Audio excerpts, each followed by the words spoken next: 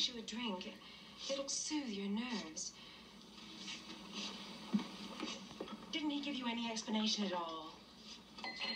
No, nothing. It was frightening.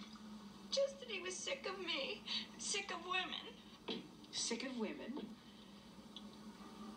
He actually said that? Yes. Well, I'm certain he didn't mean sick of you. It was sick of women in general, perhaps. I don't know. Both, I guess.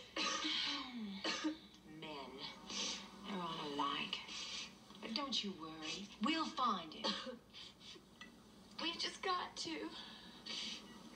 I may never see him again. Of course you will.